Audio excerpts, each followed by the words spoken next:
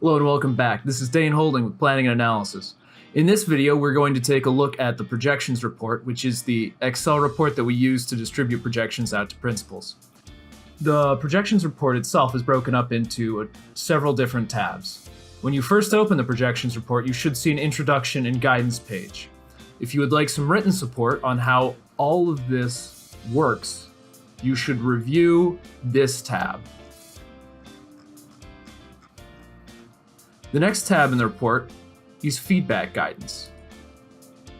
This particular tab helps you better understand how to submit feedback. We want to make sure that you have the necessary support that you need to submit feedback on our projections. This tab provides a step-by-step guide how to do that.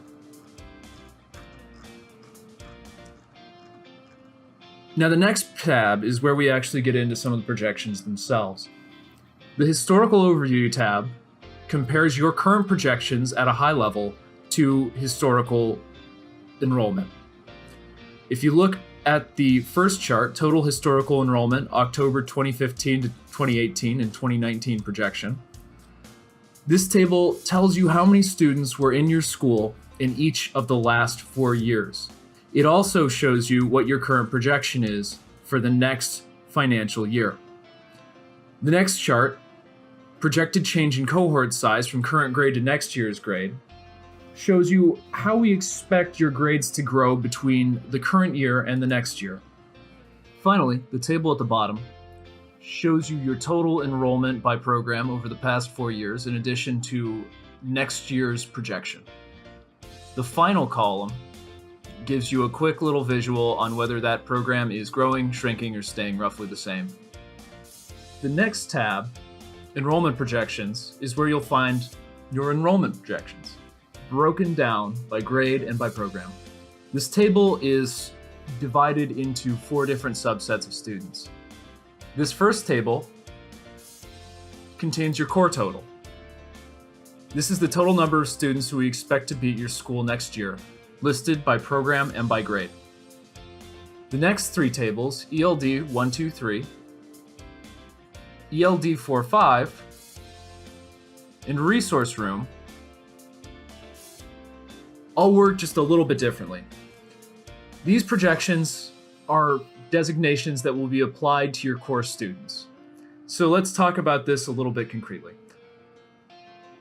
In this particular instance, we would expect there to be 61 students who have ELD 1 designations in this school. These 61 ELD designations would not be added to your core total of students. They are applied to your core total of students. So we would expect that 61 of these 1,001 students would be designated EL1.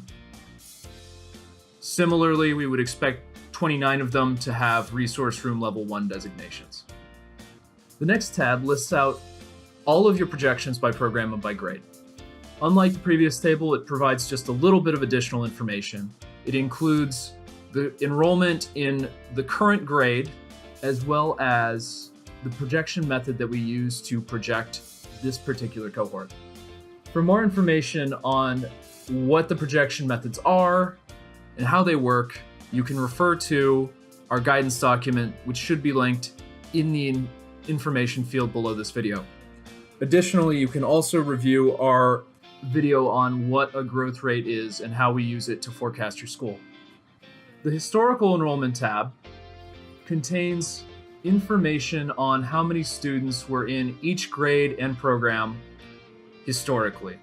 So if we look at the AWC classroom for this particular school, we can see that in grade 4 in 2015 they had 24 students, 2016 they had 21 students, in 2017 20 students, and their projection for 2019 is 17 students. We have this information listed for each grade and program combination.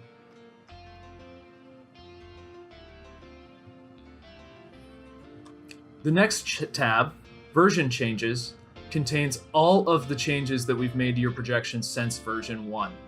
When you first receive the projections report, this page will be blank because we will not have changed your projections at that point. However, on every subsequent release, you will be able to reference this page to see how we have changed your projections since the original release. It includes the date that we made the change, the program, the grade, the new projection, the old projection, and the total net change from the old projection to the new projection. The final tab, Historical Rates, lists all of the growth rates for a particular cohort over time. These rates represent the growth that happens between one grade and another. For more information on growth rates and how they work, you can please refer to the growth rates video contained within this channel. A link should be contained in the information section below. Thank you so much for taking the time to listen to this video. If you have questions, please reach out to projections@bostonpublicschools.org. You can look in the description below for a link to our guidance documents. As always, thank you, and we look forward to working with you soon.